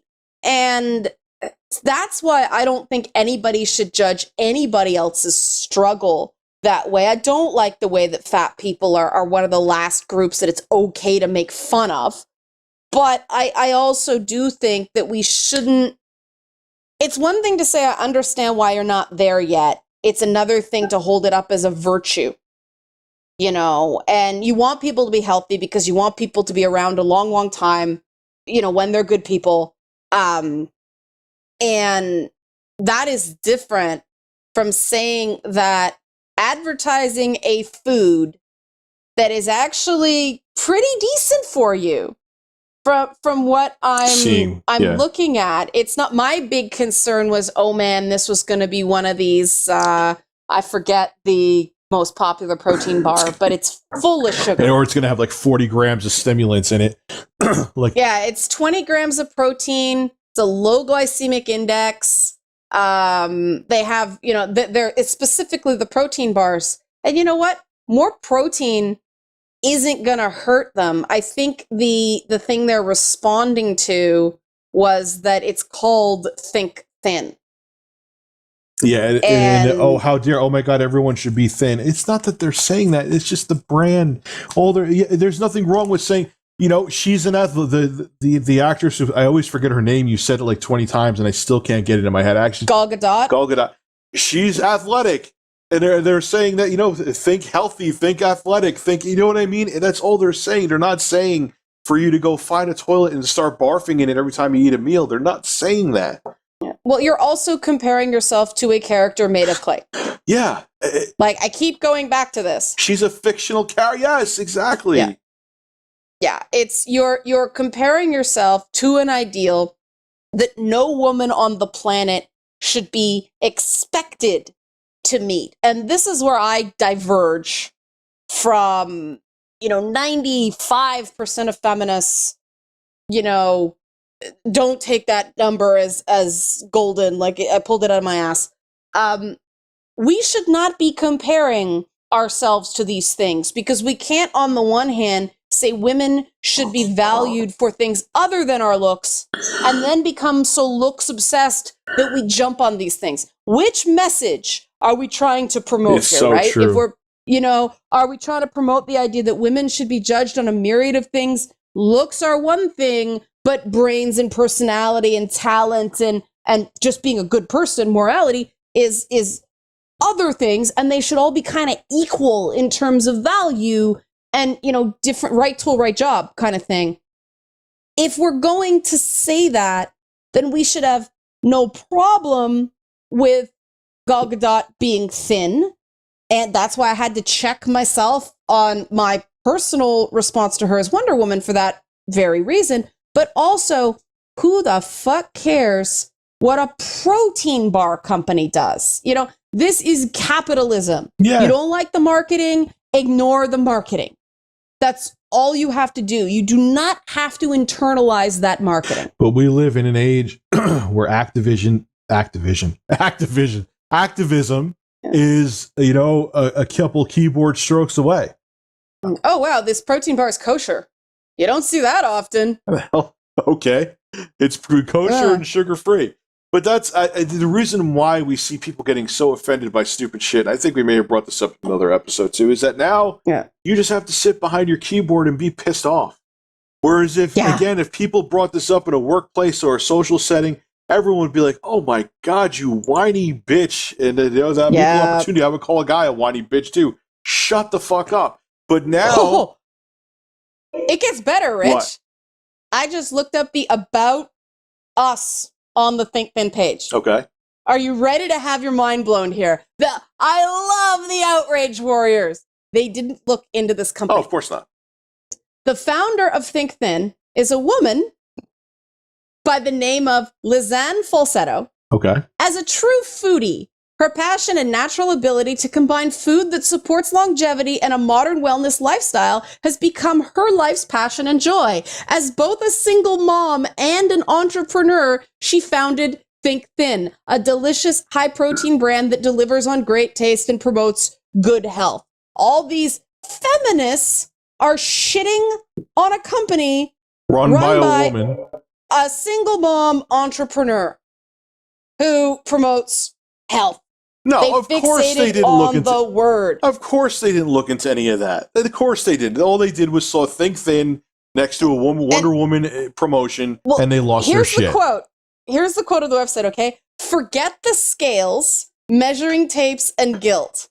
I believe in eating well, living well, and feeling great. That's why every wholesome and delicious Think Thin recipe is full of ingredients that give your body plenty of balanced nutrition and the energy to think positive. To me, that's what it's all about. No, they didn't look into any of that. No. They just saw Think Thin next to a Wonder Woman thing and they lost their shit. This is why fake news is so dangerous, or spreading misinformed news articles like this one. Yeah. Are so dangerous because most people, I think there was a survey done and it was an insanely high number. All they do is read the title of the article and they get offended and they'll spread it everywhere. Yep. And look at what happens. No one knew the backstory behind Think Thin. You know what I mean? Yep. And when you look into the company and the founder of the company, it actually makes complete sense why Wonder Woman would partner with this brand. Because, it's women empowerment. Right. It's a single mom entrepreneur. I mean, God, single moms who also run businesses, they're like real world superwomen to me. I don't know how they do it. As a guy who's just become a father, wow. Yeah, I can tell you that's all I could say is wow. You got some grit, and if a woman with a company like this is not allowed to identify with Wonder Woman, like, we just all need to GTFO, because somebody with that background and the fact that, it sounds like the idea of the company is, okay, if you're making the right food choices, the weight stuff will take care of itself, which is exactly what we were pretty much saying earlier with a lot more words. Yes. Yeah. But this is what it is. We are in a cult. We are in a society now where people can be literally offended by anything. And it's scary because there's so much misinformation that's getting spewed out there that we have a bunch of misinformed people that feel like they are informed. And those people are very dangerous. But this is also a lazy ass story. Like, instead of actually investigating the company and doing what I just did while we were shooting the shit here, this columnist, I won't even call her a reporter from the Huffington Post until I click through and see what she actually does. All she did was collected a bunch of tweets. Yeah. She didn't actually dig into the company. And then, it's from the Mary Sue. Okay. Enough said. But, instead of looking beneath the surface, they've become fixated on appearance. And I thought that was precisely what, the Associates women's editor at the Huffington Post. Great. That's who wrote the article. But instead of getting away from this body obsession, they're wallowing in it. Well, because it's not about journalism anymore. It's about clicks. And that right now, this whole extreme body image and feminism thing is what's getting the clicks. News is about clicks right now. That, and I think women are encouraged to wallow in our insecurities instead of getting beyond them. And I mean, one of the great things, to kind of come full circle, one of the great things about being heavily involved, but being out as a gamer, is one thing about spending a lot of time around gamers is you get over yourself really fast. Not only is it very rough and tumble, and people insult you because they like you. Mm-hmm. That was something I had to get used to, I will fully admit. But you meet, at least I've met a lot of people who have life way rougher than I ever have. And whenever I start feeling like, everybody has these body image moments, because we're encouraged to by shit like this Wonder Woman Think Thin controversy, I start thinking, you know what? I have friends who I know think I'm skinny, and they are struggling to even be seen as human in a world that is really cruel to fat people. I'm going to shut my goddamn mouth and stop being sorry for myself. You know, that person who just lost their job, I'm going to shut my mouth because I have it better than them. Mhm. That person who is struggling with health issues, who is a caregiver for somebody who's sick or has, you know, intense PTSD, that treatment has not been successful. I can't imagine what I would have done had, you know, the course of therapy not worked for me. All these people have shit way rougher than I do. Why am I being miserable? And it snaps me out of that, you know, marketing and media induced pity party because unhappy people buy shit. Mm-hmm.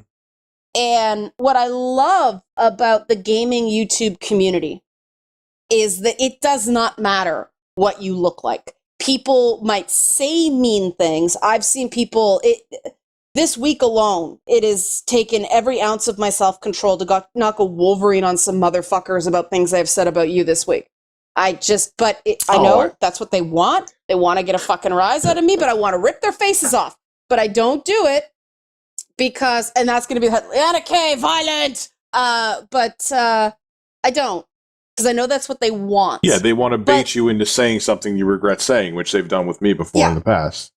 And for every asshole that's just zeroing in on stuff because based on the content and you're open enough with yourself that you share things about yourself, they're saying it to hurt. But for every asshole like that, there's hundreds of thousands of people who really love what you do and respect your opinions, and the physical really doesn't matter. It's, are you good at what you do? And I mean, there's almost a body acceptance. Like when I do streams with you where there's open comments, it's the only experience I have where people talk about your boobs more than mine. And cucumbers, yes. And cucumbers.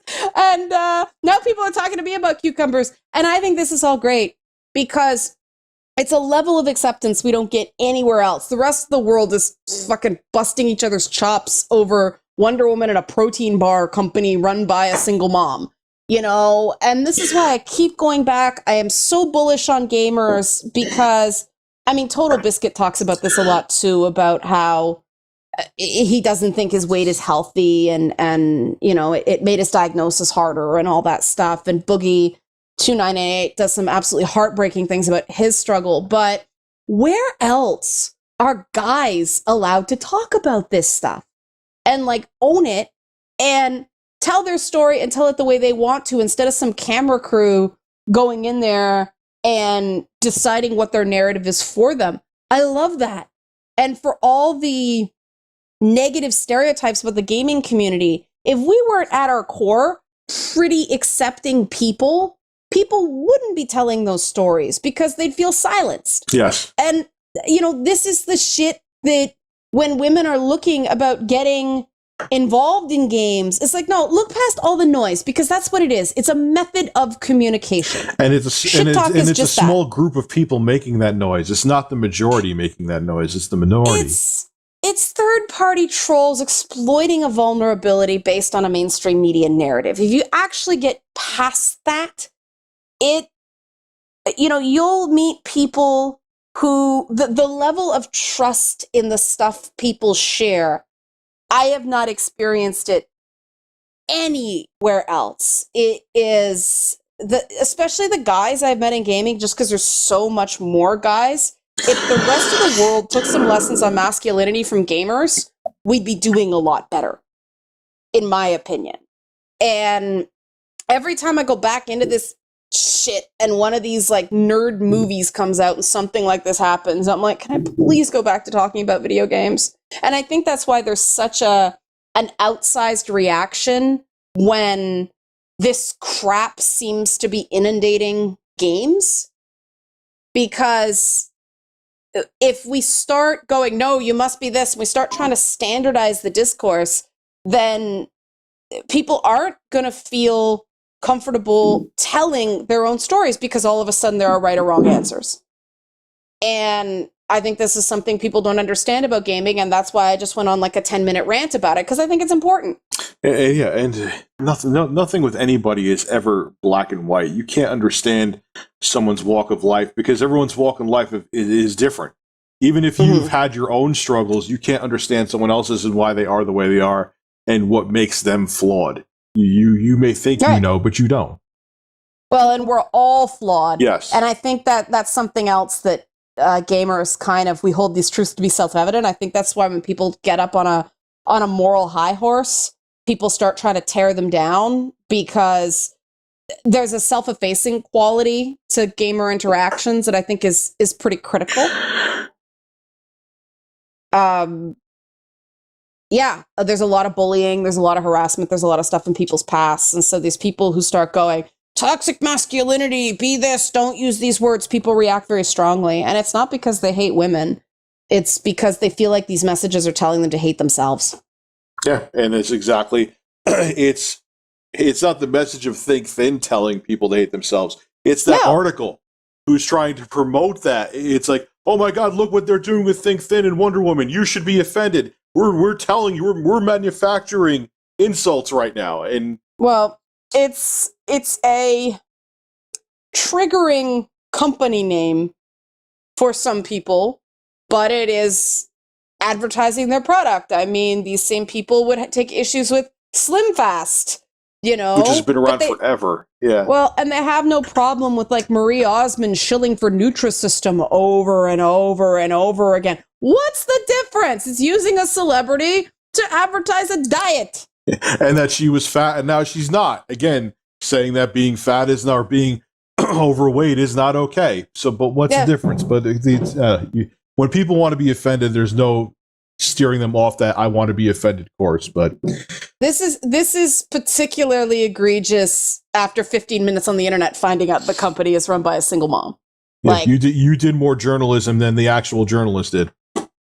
Journalism, you keep doing this word. You do not think it means what you think it means. You know, like, what? Yeah, journalism is not just collecting tweets. Yeah, but you know what? It's all about getting the clicks now, because that's what journalism has become, because the clicks get the money. So I think we could actually end there. We're actually we're actually over 2 hours right now, I believe. Really? Yeah, or at least we're close. Maybe there's a little bit extra fodder. We're right on 2 hours because I started recording. Yeah. But yeah, we actually got more in there. I had 3 topics, and we added some other stuff in too, which was awesome. But that's what always seems to happen. We get a train of thought, and then we go on a tangent. And our content does not think thin. No, our content is not think thin. Our content. Fat with the PH. Our content is huge and all over. It's bigly. All right, guys. Our content has a bubble butt. Yes, our content has a very large ass. Our content is shaped like Nicki Minaj. And hopefully the ass has no hair on it. Nicki Minaj's ass is friggin' silicone anyway. But all right, guys, this is Rich and Liana from the Rich and Red podcast. That was episode 6. Hope you guys enjoyed it. We will be back next week. Also, what we're going to do, I'll actually talk about Liana about this maybe later on. We're going to do like once, I think, a month, where we're going to live stream us co-oping on some kind of game. It'd be a good way to promote the podcast. We thought of doing that too, so we'll be able to have that up on YouTube. So that'll be a lot of fun too. So thanks for coming through, and we'll see you again next week for episode 7. Have a good one.